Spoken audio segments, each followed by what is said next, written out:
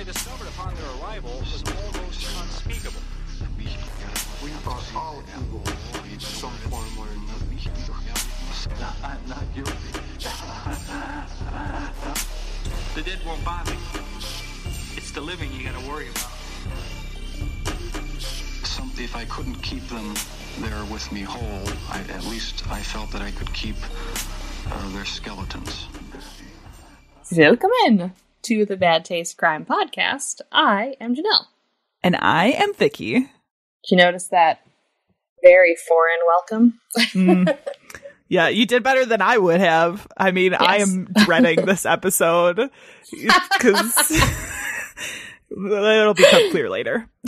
Yes, but all will be revealed shortly. Oh my god, the amount of foreign language in this is I like to test you, Vicky. Girl, I had so many, I had to put in, so pro tip for anybody who's ever writing podcast episodes or anything.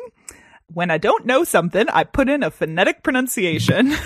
Heck yes, that's a good thing to do. I had to do a lot of that. Yes. And it was a lot of Google Translate. Exactly. Also referring to how do I pronounce this word? Yes. It's very helpful. Literally. And it's so funny because you can do just even for town names and stuff, if you put it into translate, it's not going to translate obviously because it's a town name, but it'll give you can listen to the pronunciation. And it's so funny. It's probably super wrong, but it's so funny. all will be revealed. We'll get to that in a second. But first, let's head over to the newsroom. Unfit to breathe, our food is unfit to eat. We sit watching our TVs while some local newscaster tells us that today we had 15 homicides and 63 violent crimes, as if that's the way it's supposed to be. We know things are bad, worse than bad. This week, our news comes from health.com with an interesting little thing here. Yeah. So 2 former employees at the Oklahoma County Jail and their supervisor were charged with misdemeanor counts of cruelty to a prisoner and conspiracy for forcing at least 4 inmates to listen to Baby Shark for hours on end. I heard about this. Did you? As someone who works in the library world, I can attest to the mental and physical taxation of listening to Baby Shark repeatedly. Yes. Yeah. And if you have kids or nieces or nephews or grandkids, Baby Shark, especially not so much anymore, not as much anymore, but there was a period in time where Baby Shark was all the rage. Yeah, all that you heard all the time. All the baby rage. Yeah. So the inmates were made to stand with their hands secured to the wall while Baby Shark played on loop at loud volumes for hours and hours. And the courts seem to be looking at this as an act of torture. Yeah. But this was really interesting. This is not entirely crime related, but I thought it was kind of interesting because this health article talks about earworms, which if you aren't familiar with the term earworms, it's this idea that it's a song, a really catchy song that keeps replaying in your head even after the song is finished. I'm sure we have a ton that you could think of, but there was a study published in Psychology of Aesthetics, Creativity, and the Arts that talk about the similarities that earworms have in common, things like an upbeat tempo, pitch patterns that are similar to other popular songs, and big leaps in notes going up and down. But this is what I found interesting. So the study looked at some of the most popular earworms according to the 3,000 people the researchers surveyed. Okay. So I was curious if you had any thoughts on what they would be. And I'll tell you, there are 9 of them. And most of them are by more modern day artists, and 3 of them are by Lady Gaga. Okay. Who is one of my personal favorites. Is not on the top 9, interestingly enough, but that's a good one. That was for sure one. And, I don't listen to modern music, so this might be hard for me. we'll do 3 guesses. So Despacito is one, which I'm surprised is not on there because that is an interesting one. Oh, modern music. What were the hints again that you had said? I said most of them were modern. There are a couple, what you would consider classic rock. 3 of them are by Lady Gaga, who's one of my personal favorite artists. Oh, okay. Well, I'm forgetting the name of the song. The dance. No, it's called Just Dance, but it's not that one. Jesus Christ. Okay. Yeah, one more guess. Take a Ride on My Disco Stick is always stuck in my brain. Bad Romance? So yes, Bad Romance is on there. Bad Romance is actually number 1. Oh, there we go. Disco Stick is a reference to Poker Face, which is also on there. That's number 9. So I'll tell you what they are. Number 1 is Bad Romance by Lady Gaga. Number 2, Can't Get You Out of My Head by Kylie Minogue. I just can't get you out of my head. I'm Blue Dabba Dee on there? No, that is not. Eiffel 65, also a very good album. Mambo number 5? Nope. Blue Bega is not on there. I'm going to hit the 90s stuff. Also had that album. Thong Song is not on there. That was... See? Oh, what is his name? All mixed up, guys. Cisco. Oh, my God. Cisco. Yes, thank you. Okay, so... silver hair. Here's the top 9. Bad Romance by Lady Gaga. Can't Get You Out of My Head by Kylie Minogue. Don't Stop Believing by Journey. Okay, yeah. Mm-hmm. Somebody That I Used to Know by Gautier. Oh. Moves Like Jagger by Maroon 5. That's an earworm? I don't know. Yeah. I got the moves like Jagger. I got the moves like Jagger. Yeah. Ugh. California Girls by Katy Perry. I don't even know that song. California girls were undeniable. Daisy Dukes, bikinis on top. I listen to punk rock music, guys, okay? Bohemian Rhapsody. Okay, yeah. By Queen. Alejandro by Lady Gaga. That one? Yes. Okay. Alejandro.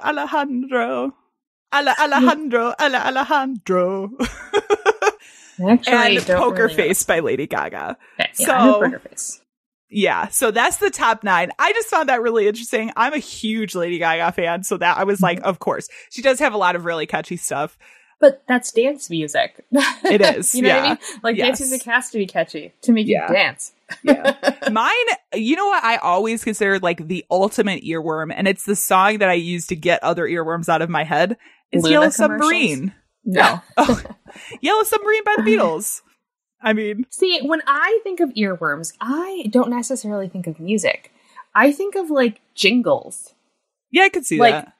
Well, with the exception of, like, the 8675309 song. It's like, number-based stuff. Yeah. And jingles that get stuck in my head. Unless you think of, like, that's... Now that you say that, yeah, that is, I guess, a number jingle. Empire Carpet. I have a structured settlement and I need cash now. See, that stuff Call is what gets stuck in my head. Wentworth. 877 cash now. See? Exactly. Jingles. Jingles are the earworms that I'm familiar with. That's a very Midwestern, like the J.G. Wentworth. Mm-hmm. O'Reilly, I think, is a pretty Midwestern thing. O'Reilly? See, like you're saying these things and I know exactly what you're talking about. Empire. Yes. Luna. Mm-hmm, mm-hmm. Yeah. Piggly Wiggly. I don't know. The Moo and Oink song? Do you know the Moo and Oink? Moo and Oink. That gets stuck in my head daily. No. I do know the Bob Rohrman, which is like a car dealership. Those are earworms, okay? Those are things that you don't need to know, but they're stuck in your head. Yeah. A song lyric or a melody, like that's the purpose of it. A jingle should not be in there. We are farmers. Bum ba dum bum bum bum bum. See, I think we're gonna redo this list and give them what's really in your God, yeah, right. Let's move on to, I know some people from our area are going to be listening to this and be like, oh my God, these are all the things that because these were like radio commercials that played when we were kids. Mm-hmm. Public access TV commercials. Yes. And like most of these are still jingles that they use now like 30 years later. So Vicky, I have an amazing Chicagoland area information for you. Okay. Did you know that the Victory Auto Wreckers commercial was directed by Svengoolie. No! Yes. I didn't know that. And I love Svengoolie. You can see on video right here. This is my autographed Svengoolie yes. picture right next to my little skeleton over here. Yes. I've met him twice. Mm-hmm. That was like what I would watch in the evenings. You know, when I'm like, I don't want to go out. Yeah. I just want to watch Svengoolie and have some Zaba. Oh my God. All right, we got to move on. Otherwise, we're going to be talking about this forever. So we're going to move on to Netflix and Kill. This week, we are talking about a new entry into the Manhunt series, which if you're unfamiliar, they did Manhunt the Unabomber. There was another Manhunt in between there that came out a couple months ago. I forget what it was for. But this week, we are talking about Nail Bomber Manhunt. I haven't watched this one yet. So the documentary looks at the 1999 London bombings that targeted Black, Bangladeshi, and gay communities over 3 weekends in April 17th to the 30th, 1999. Homemade nail bombs were detonated across London containing up to 1,500 4-inch nails. In total, the bombs killed 3 people, one of which was pregnant, and injured 140 people, 4 of whom lost limbs. There was, at the time, a lot of talk about the perpetrator being someone in like a far right group and potentially using the bombs in hopes of starting a race war. On May 2nd, 1999, the Metropolitan Police Anti-Terrorist Branch charged 22-year-old David Copeland with murder. Copeland was a neo-Nazi militant and former member of both the British National Party and the National Socialist Movement. In 2000, Copeland was convicted of murder and given 6 life sentences. I always feel like the Manhunt series does a really good job of like digging into the particulars. They do a lot of interviewing of people who were there at the time and part of the investigation. This particular case I find really interesting because these are some of the same ideals that people use for some of their attacks now. This idea of like starting a race war. I'm like, okay, why? You know? Because Helter Skelter, Vicky. I guess, yeah. I mean, Charles Manson is a perfect example. Like, I don't know how many times this has to be done before people will realize it won't work. In the words of Gen Z, it's chuggy, okay? Oh my God. Race wars are chuggy. Janelle! What? I'm pretty sure you're considered a chug. I don't actually follow any of the stuff that was popular when we were kids. No? I don't have Ugg boots. I don't wear pants. I've never put Live, Laugh, Love on anything. So. I feel like it's like, it's like specific stuff that is equated with like basic ass millennials. Kind of, except it's also not. Like there's some aspects of like being responsible and having a job makes you a chug. It's like, what? I don't know. I don't understand Gen Z. I have a job, but it's a far stretch to say I'm responsible. Yeah. I don't know. But we definitely know all those chooks out there. We got a lot of chook friends. Yeah. Yeah. Yeah. Anyway. I agree. Live, Laugh, Love is chuggy, guys. It is. Yeah. It's gross. Okay. Don't do it. So anyway, derailing again. Yeah. This is that part of the show where we say content might not be appropriate for all listeners. There will be discussions of murder, sexual assault, and rape, and blowing shit up. Yeah. Yeah. Mine is actually lighthearted. Yours is going to be lighthearted compared to mine, for sure. That's possible. For sure. It's also going to be very informational. Yeah. So, friends, are you ready to take a trip across the pond? And no, we're not going to England, but we're going to go over top of it. And we're going to find ourselves in the land of the Danes and the Norwegians and the Finns and the Swedes. Yes, yes. So we're doing some Danish, Dutch / crimes because mine kind of goes all over the place, all of the countries over there. This is one of those episodes that is really interesting on our end to deal with because, at least for me, like a lot of my research articles are in Danish. And so you're only hoping that Google Translate will do its job and like spit out the right words. I think because mine's related to some stuff in America, I had a lot more things that were translated to English. But on the other side of that, like the countries that I mentioned, a lot of people have English as their second language right off the bat from birth. Yeah. So they do a lot better than we do. I am going to be covering the Great Nordic Biker Wars, aka the Second Biker War, because obviously motorcycles. Right.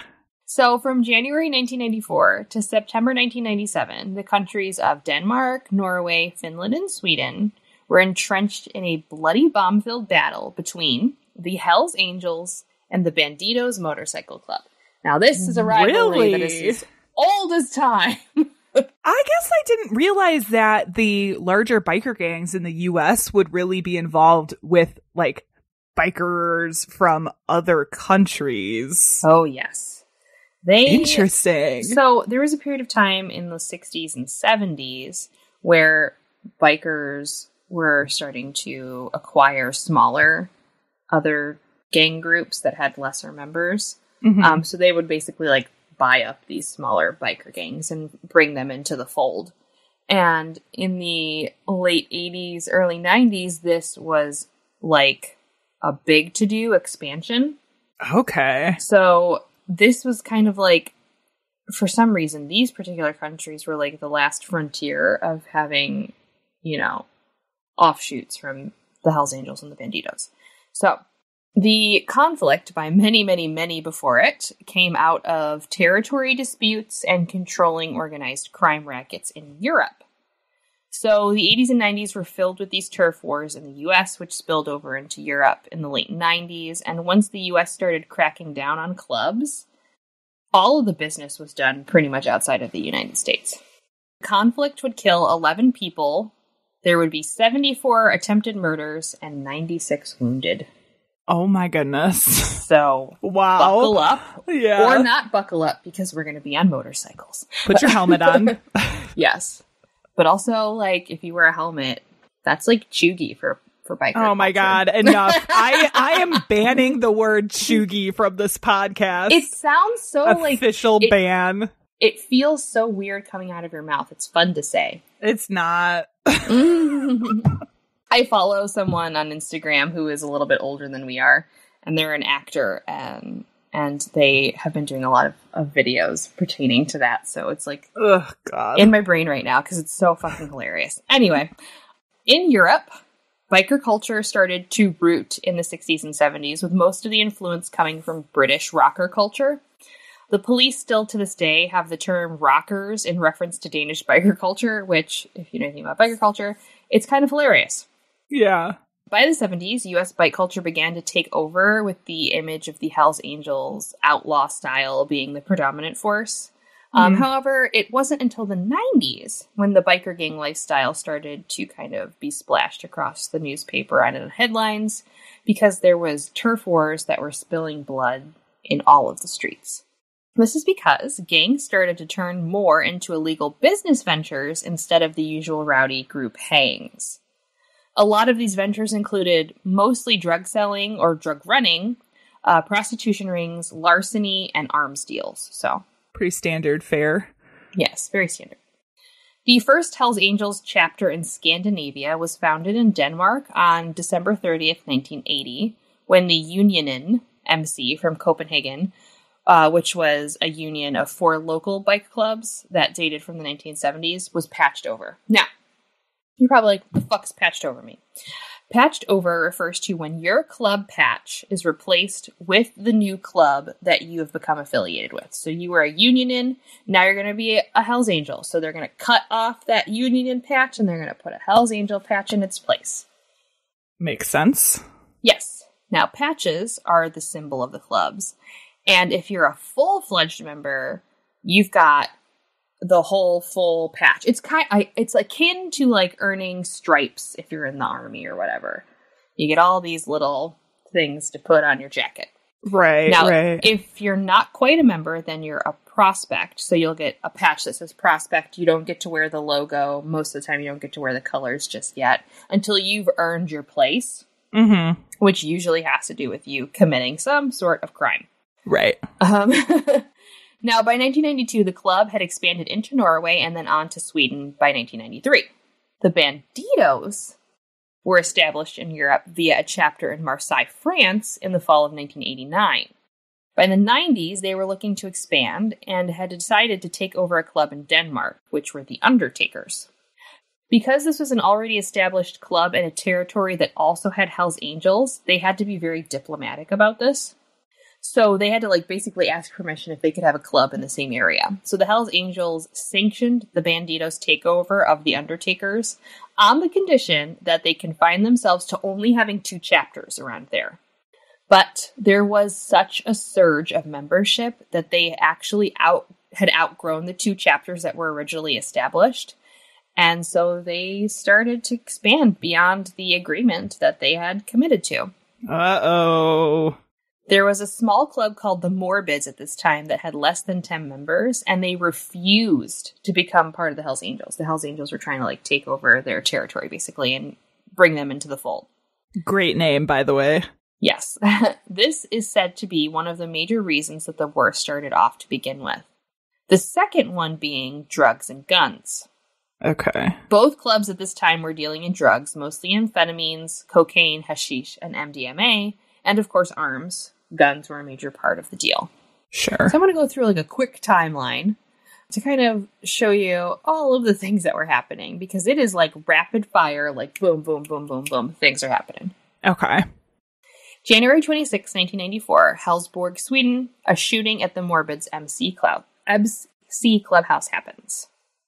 The following month, in February of 94, in Helsborg, Sweden again, there was a retaliation shooting between Hells Angels and Bandidos Motorcycle Club, and the Hells Angel member Joachim Bowman was killed.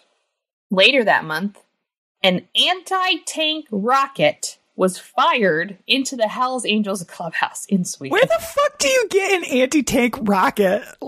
They're dealing in arms. This is arms. I know, but even for arms dealers, what the Johnny, go get the rocket. We're gonna go fire it at the rival clubhouse. What? It's a lot of rockets. Oh my god. Oh god. In June, on the 22nd, in Finland now, the Clan Motorcycle Club president is shot and killed by a Hells Angels member because they were going to be one of the groups that was going to be brought into the Bandidos. Now, fast forward to February of 1995. In Oslo, Norway, a shootout happens between the Hells Angels and the Bandidos in the street, and one person is wounded. July of that same year, in Finland, Bandidos Motorcycle Club president Michael Joe Lundgren is killed. This murder remains a cold case. The Choppers Motorcycle Club in Stockholm gained prospect status from the Hells Angels shortly after this time. So it leads to the conclusion that perhaps that motorcycle club murdered them so that they could become part of, the Hells Angels. Yeah. In later July that year, the Bandidos Motorcycle Club, in retaliation, fire an anti-tank rocket at the Hells Angels Prospect Clubhouse in Helsinki. Then, a few days later, they fire an anti-tank rocket at the Prospect House in Helsborg, Sweden. Oh my god, you were not kidding. There's a lot of rockets in this. So, Kai Tapio Blom and Antti Tuono Tapani were the members of the Bandidos Motorcycle Club found responsible for the July 95 anti-tank rocket launch attacks. Kai received 6 years in prison for this, and Antti received 4 years in prison. And that's all you get for apparently launching a rocket at someone. Good to know. In December, on fucking Christmas in 1995, Bandidos Motorcycle Club beat 2 Hells Angels members in a nightclub in Copenhagen, Denmark. Also, why are their clubs open on Christmas? Anyway. I mean, what else are you gonna do? Spend it with family? Pfft. Ew. In January of 1996, Screwdriver's MC Clubhouse in Hamar, Norway is attacked by a bombing. They were said to, I think they were going to be part of the Hells Angels, is who was getting... They were going to patch in. Later that month, Hells Angels Oslo, Norway clubhouse was attacked by a bomb. And then, On the 26th of January, 7 shots were fired at a car carrying several outlaw members outside the Customizers Clubhouse in Alnbru, Oslo, leaving an outlaw wounded, and 13 people associated with the Customizers were charged in this case. This is almost like one thing a week happening. Yes, sometimes it really is. Just days apart, too. Like, This is wild. Very retaliatory. Yeah. In February, in Helsinki, a bar owned by the Hells Angels was bombed. March, in 96, Hells Angels MC attacked the Bandidos MC Helsinki clubhouse. Bandidos president Jarkko Koko later dies from the gunshot wound, and another member is wounded. Ika Junkonen and Jussi Penitinen were the Hells Angels that were found responsible for the clubhouse murders. They were prospects, so that was probably part of their initiation, was to kill these guys. Ika received 12 and a half years in prison, and Jussi received 6. Oh my god. In March of 96, multiple Bandidos members are attacked and wounded at the Fornebu airport in Oslo, Norway. On the same day, a group of Bandidos were returning from Helsinki and were shot at the Kastrup airport in Denmark. 1 Bandidos member, Uffe Larsen, died, and 3 others were wounded. So they were on these runs, potentially to get arms, and the Bandidos that were at the airport were seen by one Hells Angel member, and they made a phone call and said these guys are at the airport. Oh my god. So they were able to basically ambush them. Yeah. So in April, and then also again in May, Hells Angels MC Clubhouse in Helsberg, Sweden, and South Denmark are attacked. The clubhouse of the Hells Angels Prospect Club Avengers in Aalborg, Denmark, was also attacked. So all these places are getting fucking bombed, like one after the other. Boom, boom, boom. Wow. In July of 96, Bandidos members and previously in the mid-80s co-founder. Okay, so this is where it's going to get a little crazy. So he was a Bandidos member, and before he was that, he was part of this outlaw motorcycle club called the White Trash MC. His name is Jan Hro Jensen, and his nickname was The Face. Okay. He was riding with the Swedish Bandidos president, Michael Lecre Olsen, and he was shot, but it is thought that the Bandidos president was the actual target. Okay.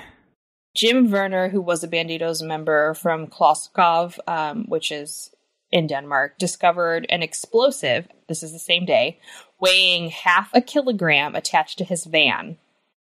He had been driving with the bomb underneath his vehicle for several hours, but it failed to explode due to a technical error. Fuck that. Oh my god. A few days later, that's so scary. 6 kilogram remote-controlled bomb hidden in a sports bag was placed in the front of the Hells Angels clubhouse in Nørrebro, Copenhagen, but failed to explode when the radio-controlled trigger also malfunctioned. It potentially saved the lives of 4 bikers who were in the building during the time. I mean, at least they weren't good with building bombs. Like, that's... No. Well, I mean, kind of. I would say it would be like a 70-30% that the bombs were going off. Oh my god. In August of 96, the Hells Angels Sweden vice president is shot in the head in Helsberg, Sweden. In October of that year, the biker war reached its apex on the 6th of October, when the Copenhagen Hells Angels chapter had their annual Viking party. They held it at a club in Nørrebro, and it was attended by 150 people. It was attacked with a rocket-propelled grenade. The missile exploded after penetrating the building's concrete wall, killing 2 people, Hells Angel prospect Louis Lindy Nilsson and Jan Krohn, who was actually a single mother from the local area who had accepted an invitation to the event. Oh my god. So she was just there for a fucking barbecue. Yeah. On top of that, it wounded 19 others, including Hells Angels MC Denmark National President Christian Sash Middelbo. Jan Krohn was the first non-combatant killed as a result of the conflict, and as the result, the public was absolutely outraged. And it caused the Danish government to introduce harsher anti-crime legislation in an effort to reduce motorcycle gang violence. Yeah, I was just wondering, like, I wonder how many civilians were like caught in the crossfire of this, because I can't imagine that all of these clubhouses are like out in remote areas. Some of them have to be, and the places that they're at have to be in like residential areas, right? Yeah, she was the first one, but I think it was less than 5 people. I honestly think it was just really 2 people who were caught in the crossfire, and it was mostly people who were part of the clubs who were getting killed. So that's really lucky, because like, yeah, the potential lots is there. Of people injured who didn't die. Yeah. So in October of that year, there were 3 attacks on Hells Angels clubhouses, and the third attack, which occurred at a clubhouse in Malmo, Sweden, involved an explosion that wounded 12 bystanders. In the same month, a little bit later, Niels Poulsen, who was a Bandidos prospect, was found responsible for the October 1996 Hells Angels clubhouse attack, and he received a sentence of life in prison. Now, shortly after all of this was happening, they passed the law, which was called Rockeloven, which means the Rocker Act. And it was passed by the Denmark government and came into play in October. So this act provides police with more power against bikers and also aims to prevent the assembly of members at their clubhouses. So what they're trying to do is trying to prevent them from having a clubhouse so that there's not a centralized location where people can bomb. Makes sense. The amendment was officially passed in June of 2003, providing even greater rights to police. And so they expanded on that, basically. I'm not sure entirely how the law works over there, but they introduced something, and then I think they added an amendment to it. Okay. So it included the ability to use civilian agents, monitor internet traffic, including emails, and to also allow other types of undercover monitoring in the effort to combat organized crime. Now, in January of 1997, Hells Angels member Kim Thorsen Svendsen is killed in Aalborg, Denmark. Later that month, Outlaws MC president Thor Henke Holm and an Outlaws member from France are shot and wounded by a member of the Untouchables who was an ally of the Hells Angels. They weren't quite patched in yet. And then there are multiple shootings that occur over the course of the next few months of Bandidos members in Denmark. And then immediately following that, there was retaliation shooting in Copenhagen at the Hells Angels. Wow. Now, a Hells Angels associate was wounded by a shot with a 9mm pistol fired at him from another car as he waited at a stoplight in Frederiksberg, Copenhagen in April of 1997. Later that day, 2 men, including a Bandidos member, were arrested on suspicion of carrying out the shooting. An attempt was made on the life of the Bandidos member being held at Vestry Prison during this time in May. And an electric razor was sent to him containing 95 grams of explosive that would have exploded had he plugged it in to use it. Oh my God. Prison authorities suspected the device right away and confiscated it before it could be used. A Bandidos member was shot and killed in Kog, like, right after this. So there's, like, you sent this guy something that's supposed to explode. They figured out who it was, fucking killed that guy. Like, so much retaliation. That's pretty clever, though. I gotta be honest. Although I wonder if it, like, what tipped off authorities that it, like, wasn't legit. I mean, you know, like, did it just, like, not weigh what you would think an electric razor would weigh? Or, like, right, it was probably heavier. Yeah. So in June of 1997, another car bomb explodes outside the Bandidos Norway clubhouse. An innocent woman driving by the clubhouse at this time was killed in the blast. And a Hells Angels member was convicted in 2002 of this crime. So we have 2 dead and over a dozen wounded that are just innocent bystanders. A few days later in June, Bandidos member Bjorn Gudmundsson is killed and 3 other Bandidos members wounded in a shooting outside a busy restaurant in the tourist town of Leljalé, Denmark.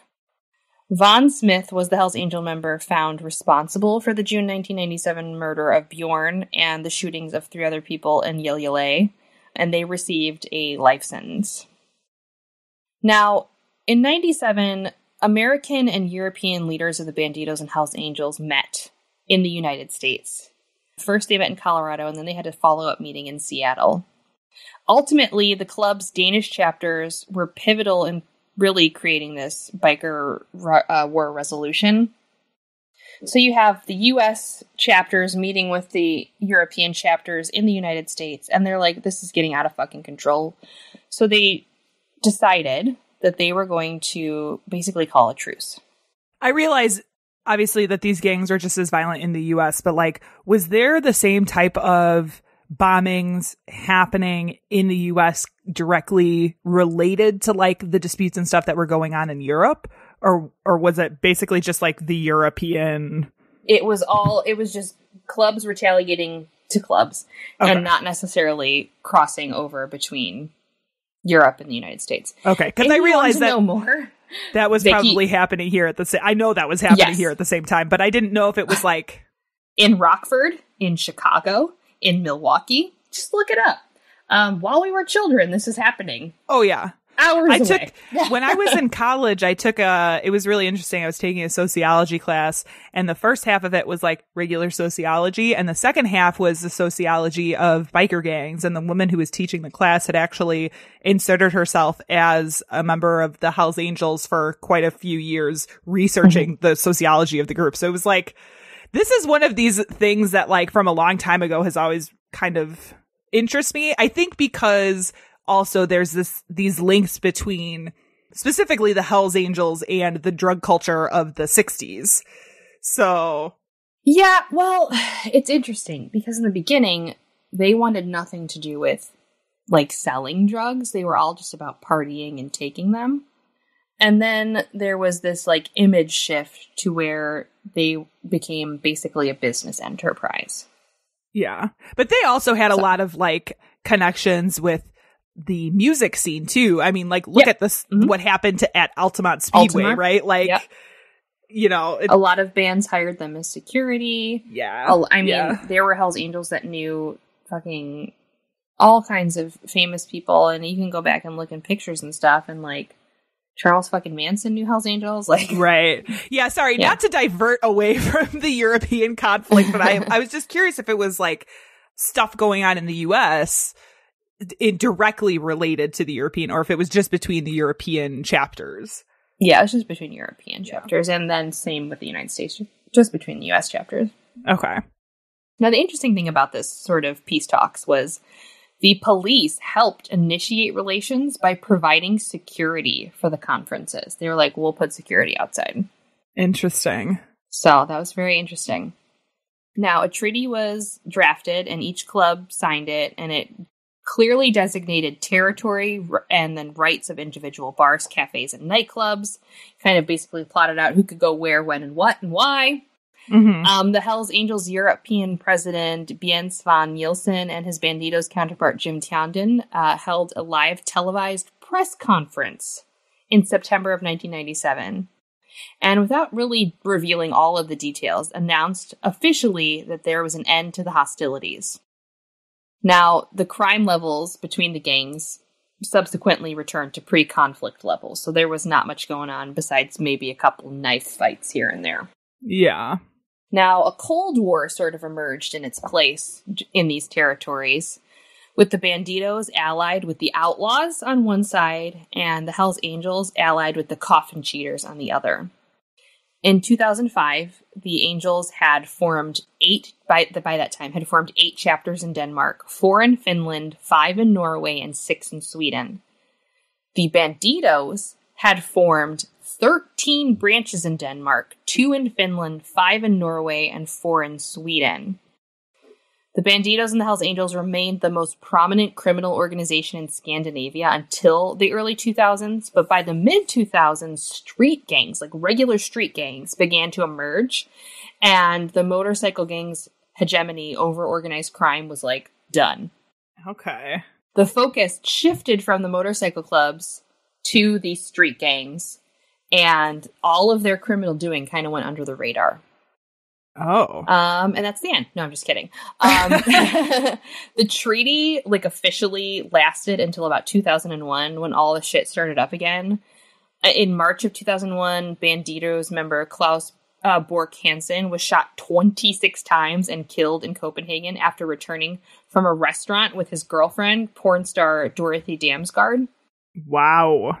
The police had warned him several times and like as soon as the day before that he was on the Bandidos hit list and offered him protection, but he refused. Oh my gosh. Hansen had been, this is the funny thing. Hansen had been expelled from the Bandidos, and he decided that he was going to become a Hells Angels member. Oh no. Oh no.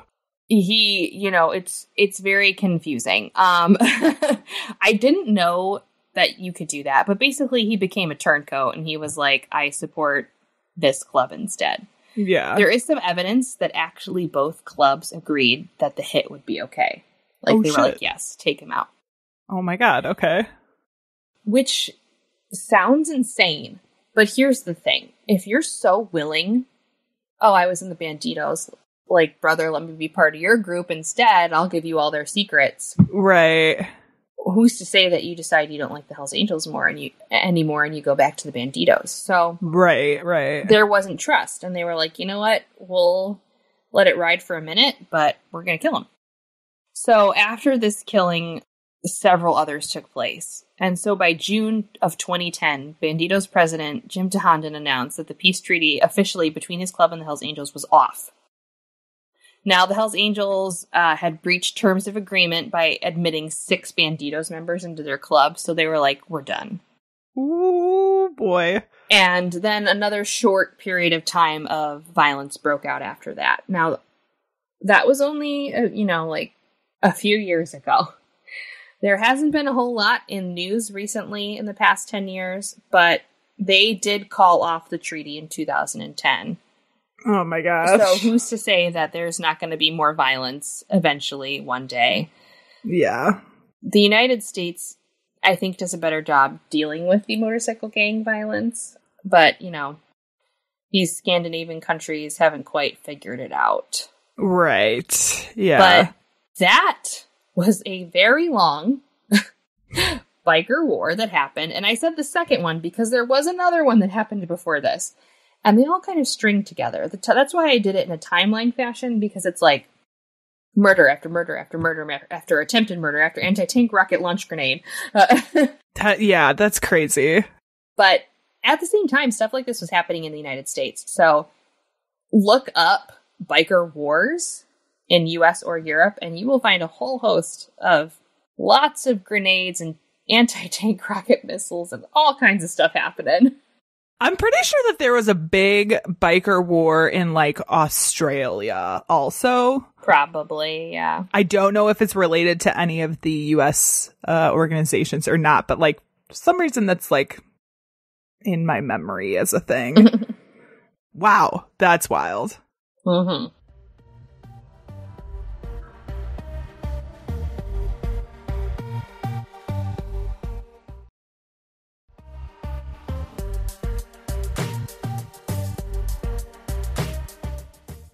So I am going to be talking about Anastina Geisler.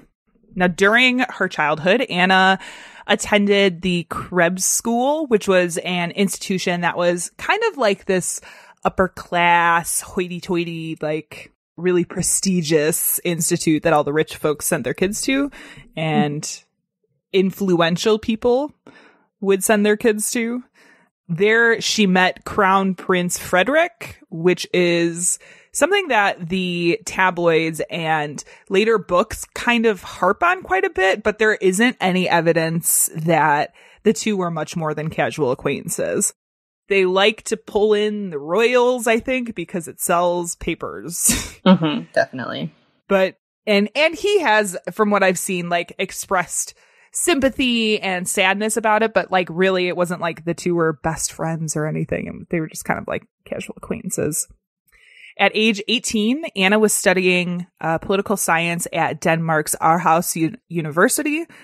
Most news outlets describe her as happy and intelligent and attractive, indicating that she had a lot going for her before she disappeared.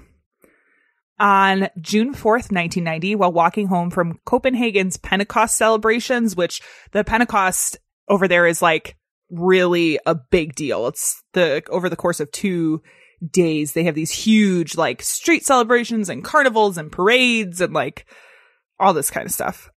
So on the way from the Pentecost celebrations, Anna disappeared. Before attending a carnival in Copenhagen, Anna had been attending a friend's birthday party. And at approximately 2 a.m., Anna decided to head home along a canal on Gammelstrand. Anna lived in an apartment in Telgardstræde, just above her parents. They had worked out a system where when she came home, she would like slip a note under their door to just say she had gotten home safely the evening before. But when her parents awoke in the morning, the normal note was missing.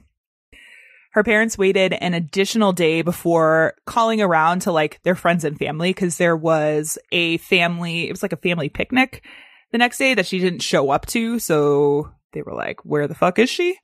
Started calling around to see if anybody had heard from her.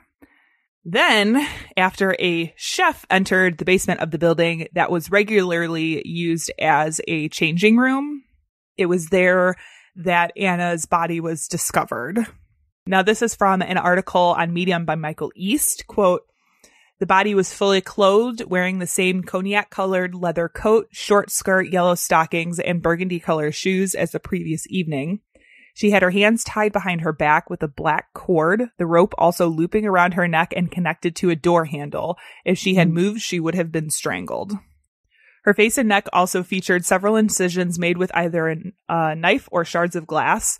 The two dish rags were stuffed in her mouth. On her arm, what appeared to be the letter PK had been cut into the skin. A pack of condoms laid under the woman, and bone wax had been poured all over the body. Despite bone the presence... Yeah, I'll tell you about bone wax in a minute. Okay. Despite the presence of condoms, no evidence of rape or sexual assault was found, end quote. So bone wax, because I had to look into this as well, and I'm sure my medical friends will correct me if I get this totally wrong, but bone wax is used or was used to stop bleeding from the bone during medical procedures. So if you have to like cut into the bone, it's used as like a clotting agent. Okay. I don't know if it's still used today or if that's like a old school method, but you just like melt it and use it to clot. Forensic scientists would later conclude that the cause of death was from the dish rags pressing the tongue down and then covering Anna's air supply. Now, initially, investigations led authorities to believe that Anna had been surprised by her attacker and dragged down into the basement. It didn't appear that the attack was pre-planned, rather improvised after they were down in the basement. Most of the like rope and the other instruments that were found in the basement, including, I think the bone wax, were found in the basement rather than brought from outside to be used in the basement. The police were stumped by the use of the bone wax on the body, theorizing that it could be part of a ritual killing when combined with the carving of the letters on Anna's arm. That was just like their working theory at the time. There were some other theories that said the wax was used in an attempt to erase forensic material from the scene. I don't know how well it would have gotten rid of stuff or if it just like hides it temporarily and the wax holds on to forensic material. Mm-hmm. But again, this was like the early 90s. So some of that forensic material that would have been on the wax, I don't know that they would have been able to get access to it if it was there. The investigation, and this is one of these things that I always struggle on whether or not to mention, but I chose to mention it here because it is sort of important to the investigation. But the investigation by the authorities would reveal that Anastina had a very eventful, secret private life.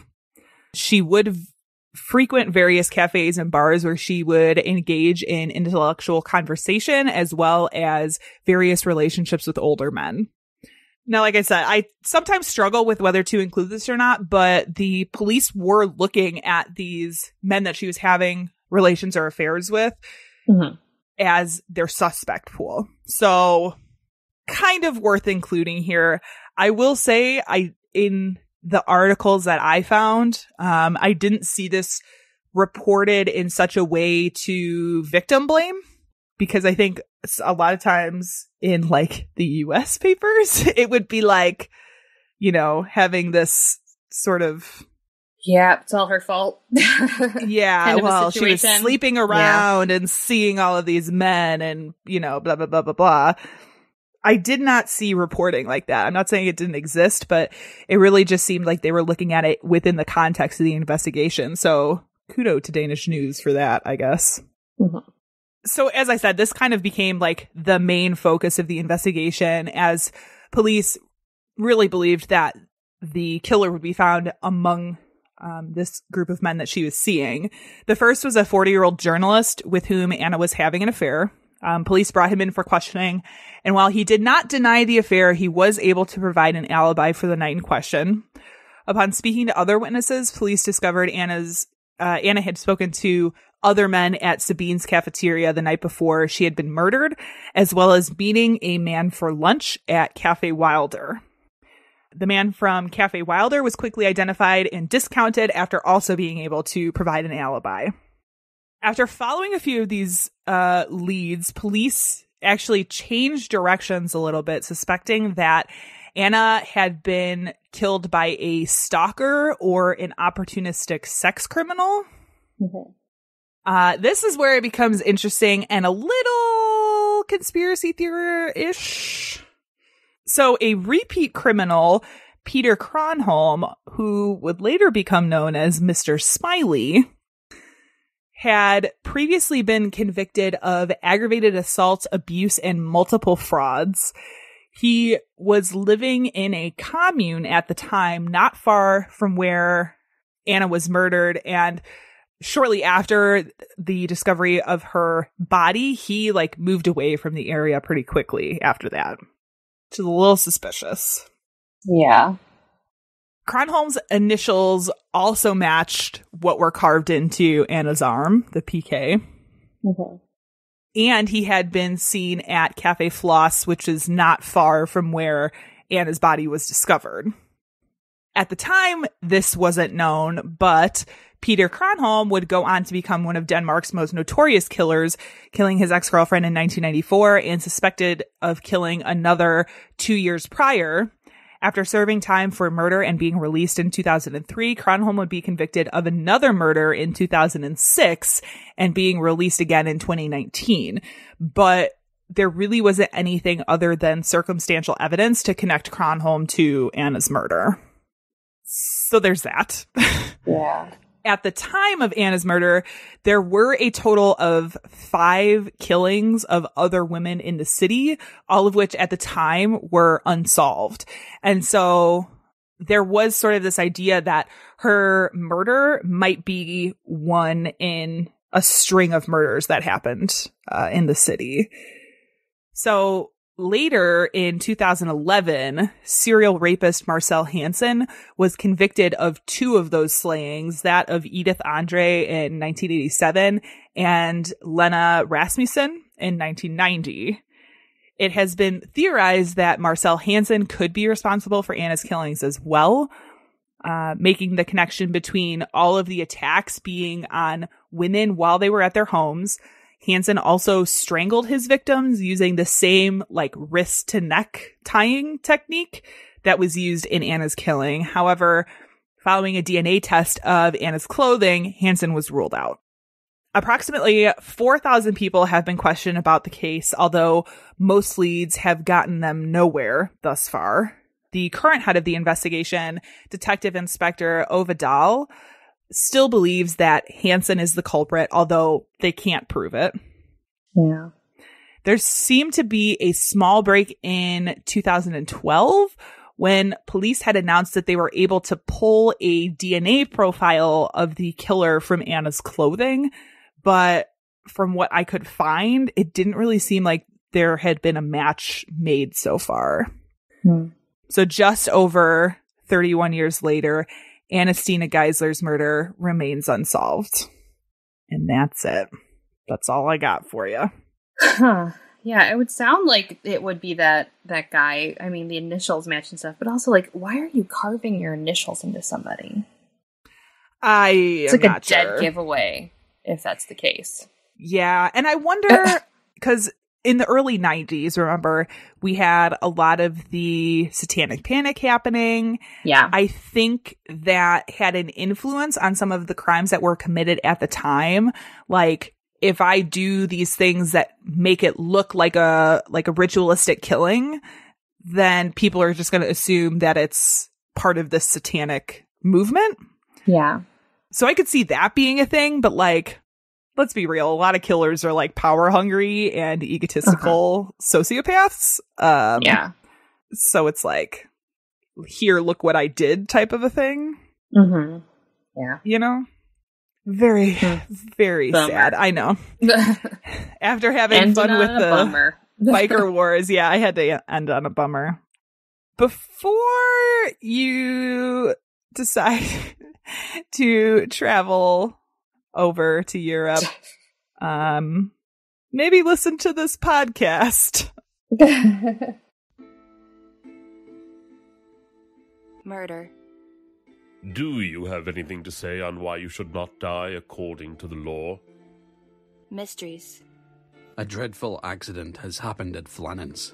The three keepers, Duckett, Marshall, and the occasional have disappeared from the island. Join us at the Hidden Staircase podcast, where every 2 weeks I will bring you stories and cases you've probably never heard.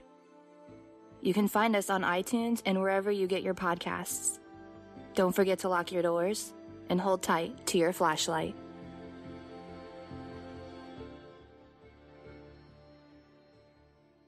All right, folks, that has been our episode. I know it was, well, at least mine was a little shorty today, just a little bite size. If you enjoyed this episode, you can find more like this at badtastepodcast.com, where we also have links to our merch and donate pages. You can check those out if you want to support the show or get a cool t-shirt or something. That's always an option. Do we want to talk about Fringe? Do we want to wait until we have more info? You know, just keep checking stuff. Like I said, it might change at the last minute. So we're going to be in Fringe in some capacity in September. Yeah. And we will, any updates that we have, we'll post to our social media as soon as we hear something, because we are just as anxious to get in and do some more shows this year as you guys are, now that we are vaxxed and ready to go, baby. Vaxxed to the max. You got anything else before we finish up, Janelle? No, you know, we're just hanging out, doing the thing, waiting on Fringe. Waiting on Fringe. Enjoy your summer, but be safe and thoughtful, I would say. But on that note, our sound and editing is by Tiff Folman. Our music is by Jason Zakshevsky, the Enigma. This has been the Bad Taste Crime Podcast. We will see you in 2 weeks. Goodbye. I don't know how to say goodbye in Danish. Otherwise, I just know German. Auf Wiedersehen. You know. Auf Wiedersehen. Auf Wiedersehen. 10 young women and left their bodies on the hillsides along the highway.